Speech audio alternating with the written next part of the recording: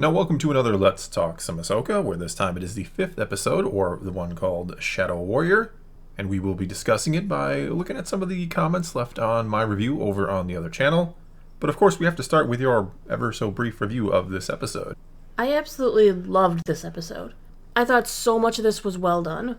At first, I wasn't thrilled with the use of the volume for the Clone Wars flashback sequences, but I find after thinking about it a little more that these are all based on Ahsoka's memory, so it would be a little smoky, a little foggy, a little hazy. So I'm okay with that.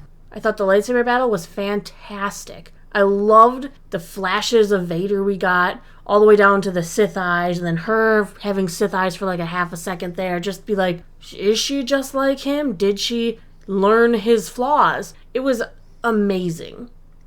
Alright, well, let's now see what other people had to say. We're going to start with the top-rated comment left on the other video. Top-rated comment comes from Infinite Donuts. Hayden acted this so well. 100% agree. After watching him in this, he was wasted in Kenobi. Yes, he was wasted in Kenobi, I think.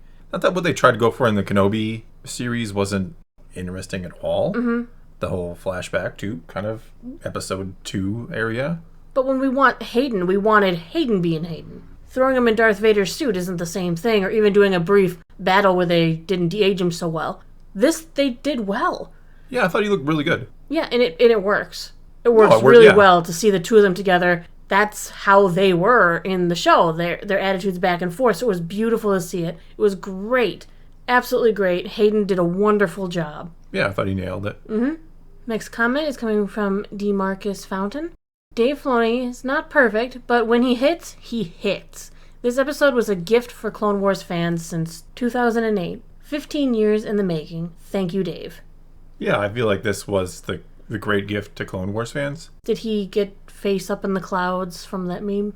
I don't know about that. I don't know if we're ready to put him on the pedestal and hail him as the savior of all things. But it was a great episode. Episode was great. I mean, it wasn't perfect.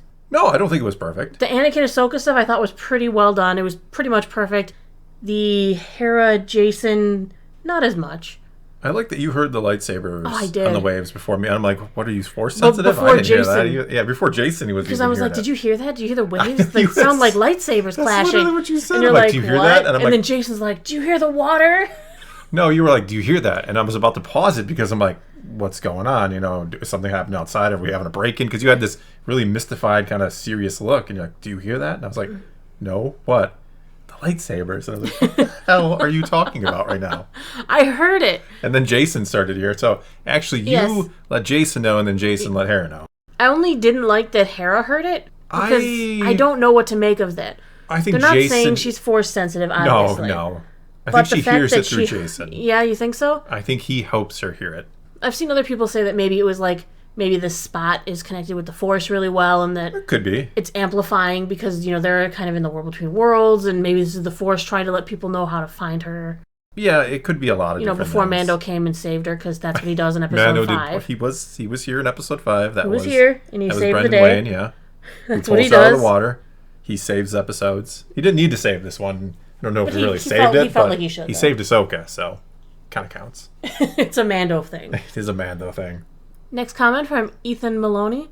The line, "You're never too old to learn," practically guaranteed to me that this was indeed post-redemption Anakin Skywalker.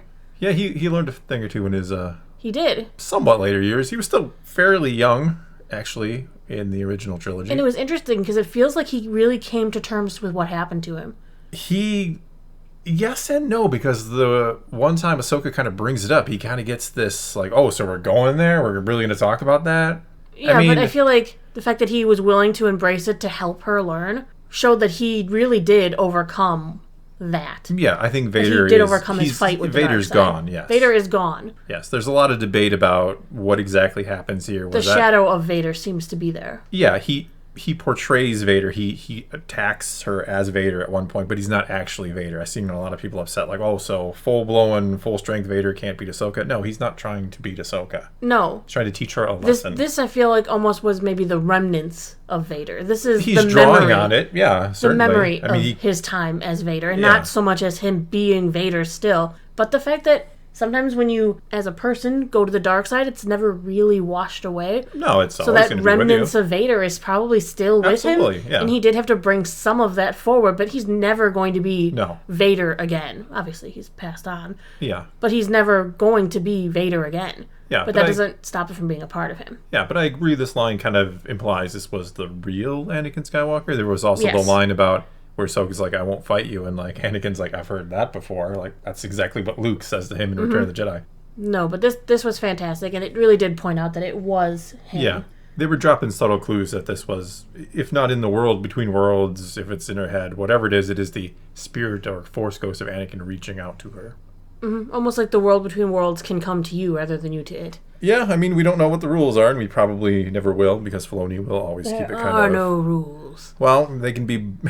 if you don't set rules, then they can be bent and flexed to suit your needs, and I think they were flexed to suit the needs of this episode here. Then she dusted off her Ahsoka the White outfit and went right to it. Oh, we'll get to Ahsoka the White. Okay. Next comment from It's Chai. The final lesson Anakin gave is accepting yourself, in my opinion. Take all the good and bad and carry on. Live or die, nothing in between. I think there was quite a bit of confusion as to what exactly the lesson was. If there is one kind of complaint I've seen about this episode, it's that the lesson wasn't exactly all that clear, exactly what Anakin was trying to teach her. I think it was teaching her not to give up. Well, I mean, sure. think about it. I think that's part of it. During the flashbacks, during the war, if you give up, you're not only sacrificing your own life, you're sacrificing the lives of those around you. You're giving up. Yeah. And in this, because she was quote-unquote dying or in a death stage, giving up means death. Yeah. You have to fight to survive. You can't give up. And that's what Ahsoka has done in the past. She walked away from Anakin. She gave up on the Order. She walked away from Sabine. She gave up. Yeah, and his lesson was teaching her, you have to keep going. You have to fight to live. Yeah, because if you give up, you in a sense, you let down the people that came before you who also had to fight. Not everybody chooses to fight. Sometimes a fight comes to you. And once you give up, you're not living anymore. Yeah. So You're just a passive person riding along. You have to keep fighting. Yeah, they mentioned legacy, and it's, do you want the legacy to come to an end here? Like, we've done good things. Anakin did good things. Vader did bad things. You take the legacy of Anakin, you get rid of the dark side of Vader, and you move on and you pass it on. I think that's kind of what the lesson is meant to be here. Next comment from Fruitier Loops. The actress who played young Ahsoka killed it. Let's be real, she did an awesome job. She definitely looked like a young Rosario, which is perfect for the live action. Yeah. I thought she did great with the acting. My only gripe was that there were two separate flashbacks, two separate points in her life, but of course the actress didn't change or age or look too different. It was more of an outfit change than an actual change. Well, in The Siege of Mandalore, she should be about 3 years older. She should be about 16 instead of 13. Right, and that should show more in the actress, because when you're a child, when you start growing, you grow. That 3 years, 13 to 16 is huge. Yeah, not like when you're already a full-grown adult. 3 years is 3 years, you're going to look pretty much the same. Yeah. So that was my only gripe. I thought the actress did an amazing job. I loved the physicality she portrayed as young Ahsoka. She had the moves, the athletics that Ahsoka portrays. I do wish we would have gotten Ashley Eckstein's voice dubbed over it. That's a personal opinion. I think she not deserved a gripe against the actress. Yeah, the actress deserved to have her voice in there. I think that's kind of it's kind of sucks to be her if you're like, well, we're going to cover your voice up with someone else. She does deserve it. I'm just sad because you feel that absolutely. Ashley Eckstein deserves something because we've talked about that a lot. How much she loves the character. But no, this actress, Adriana Greenblatt, did a fantastic job. Yeah, I didn't have so much of a problem with her not looking 16 during the Siege of Mandalore because she's already the mentality of older Ahsoka. She didn't necessarily have to fit the part, if that makes sense. Okay. You could have either got another actress or you could have just rode this one out, and I think they made the right choice. I'm not too upset about it because it's not like it's an actual, we're not really glimpsing back to that battle. We're seeing it through her eyes. But they didn't want to go back to, Tube Top Ahsoka? No, they they pretend it doesn't exist. Technically, she should have been on Teth and Ryloth, but they just pretend Tube Top Ahsoka never happened. Yeah, I do wonder if those lines we got out of Rex were practiced on a beach somewhere. If they were, they weren't a lot. So it was two lines? Yeah, maybe just because I feel like he read for another clone who was running through too. He may have. I don't remember. I thought it was just Rex. But either way, that was probably the biggest disappointment is no Rex. Right. I mean, other than a line or two, and you saw him. Yeah. We saw him in both his phase, 1 and 2 armor as well. Mm-hmm. So, a little disappointing. Could have given him a little something to do in there. A little something more. Because, Rex means a lot to Ahsoka. Let's not forget that. It's not just a matter of, we wanted the fan service. They were close. They were very close. He taught her a lot. They grew up together because, reminder, he's not very old either. Yeah, he's 10 years old, and she was a little older than him, Next comment from Maximo Ari. As a Lord of the Rings fan, I think this was the best way to introduce Ahsoka the White. It was poetic. It felt like Rosario's overall performance even changed to be more optimistic. Yeah, I certainly think Rosario has been portraying the character, directed to portray the character more serious and stoic and kind of grim. Stiff, yeah. Stiff, yeah. A little more stiff. Very much so, but I think that's been intentionally done so we can see the difference between Ahsoka the Grey and Ahsoka the White, who is smiling. She's kind of joking about why I feels like some the of her Purrgil burdens have been lifted. Yes, she has returned as a better person. Mm-hmm. So now we have Ahsoka the White. She dusted off those robes, which she probably retconned out of Rebels. Rebels is retcon. I feel like it is. It is what it is. I don't think she was Ahsoka the White, then went back to Ahsoka the Grey, then went back to Ahsoka the White. No. Makes zero sense. I was joking that she always had the Ahsoka the White robes since Rebels, but because now her gray robes were full of seawater, it was the only thing left in the closet. Yeah, she had to. She's like, well, I guess this is all I got now. I gotta wear this white outfit.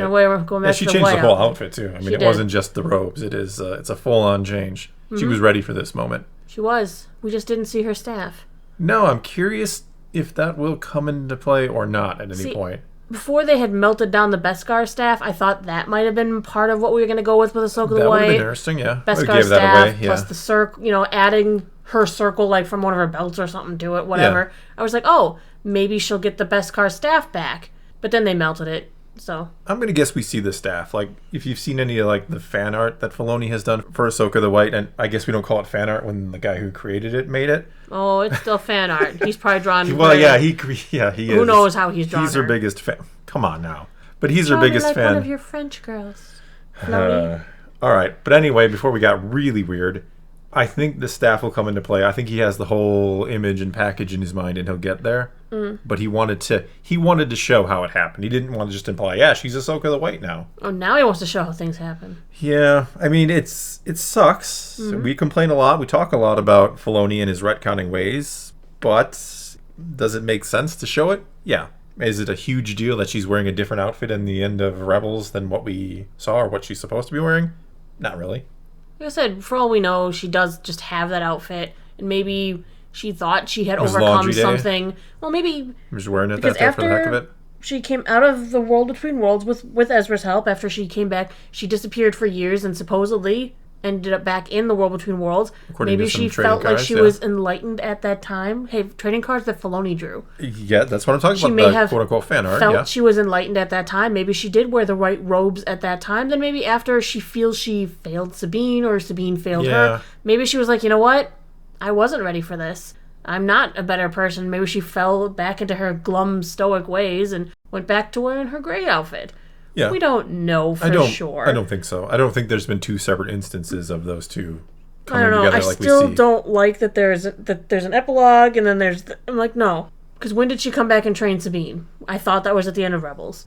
Well, I just think he decided to... He needs to come clean. He will. I think he will after the show. I need him to come clean and tell us he is going to be timeline. Asked about this, right? Because of course it couldn't make the timelines book because the show wasn't out. Yeah, well... Dang timeline I'm betting all in on it's just one instance, that there's not two separate instances of Ahsoka and Sabine that look almost identical. I don't believe it. I'm going to comb that timeline book again. Because I know it's separate. No, it's not there. Next comment from Slip6 Hazard. I thought the fog of war was used perfectly. It really expressed the chaos and confusion Ahsoka felt on the battlefield during the Clone Wars and added the thematics of this being a vision/dreamlike state. Visually, I thought this was a perfect episode. First and foremost, was it a budgetary decision? Yes. Yeah. Does it work? Yes. Yes. Absolutely, it works. I think for all the reasons pointed out here, it makes sense. But of course, I don't think it was done for that reason. I think it was done simply because, if we're going to show the ATTEs in the background, we're going to have 1,000 clones running around, battle droids, and explosions everywhere. But no, I think this was a budgetary decision that they made work really well. Makes sense. Next comment from Emperor Whiskey Jack. It's funny the things that get people excited. Obviously, it was awesome to see Hayden play Anakin. I'm not a prequels fan, but it's still nice to see him come back. The Clone Wars scenes were cool, but the thing that made me the happiest was hearing Kanan's theme as Jason sensed the lightsaber clash. As a huge Rebels fan, it was such a nice moment. I didn't even notice it, to be honest with you. I was excited to hear his name dropped. Yes, when he's like, oh, his father, that's Kanan. I was like, thank goodness. It's about time someone mentioned Kanan. Yeah, I did a video on Kanan. Yes, you did. You prepared everybody for Kanan Jarrus. I prepared everyone so they would know who Kanan Jarrus was. So when that name drop happened, you would know who that is. I'm curious about Jason. I'm curious what his future holds. I know we've talked about it before, but I'm very curious to see where this kid's headed. Hera's kind of mother henning right now. She doesn't seem to want to let him out of her sight. I mean, I'm wondering if this is going to develop into an overprotectiveness. Maybe she's worried he'll sacrifice himself the way... Yeah. Well, you see what happened. Kanan did, the way Ezra did. Yeah. Yeah. A lot of Jedi kind of go out in a blaze of glory like that. No pun intended, Kanan. This is her son. This is probably one reason why they separated families. Yeah. It kind of is, right? Because it's a dangerous job and it's a hard life. So if you don't want to be going back to mom all the time and saying how hard it is, and mom's like, well, you're not going back to that temple. What do you mean you're going to sacrifice yourself? Not in my watch. The Jedi way, Mom. No, but we'll watch Jason's career with great interest, I think. I'm curious to see where Filoni We'll watch him end up at Luke's temple, and then we'll know. That's harsh. It's hard. That's why Luke doesn't keep any students. Once we start knowing the students, we know. I think that is part of the reason why they're not dealing with Luke and his students, because all of them, except for Ben, has to burn, right? Yep. I mean, we have the comic books that show what happened that night, and it is a little different. But we don't want to really get to know them. No, you don't. It's kind of it's a tragedy. Especially people who haven't read the comic books, who wouldn't know specifically what their fates entail. Yeah, well, all of them do die, but some of them chase after him. He doesn't actually... I'm not going to get in the comic book, but no, don't. It's implied that he didn't actually even kill them. Yeah, I know. It's... but anyway, yeah, you don't want to go to Luke's school. You don't want to go. It's bad. Fire bad. Last comment from No Name. I feel like this series is Dave proving that space whales aren't filler. Love it. He's playing the long game with them. Oh, they come into play in Rebels too. They were important there, right?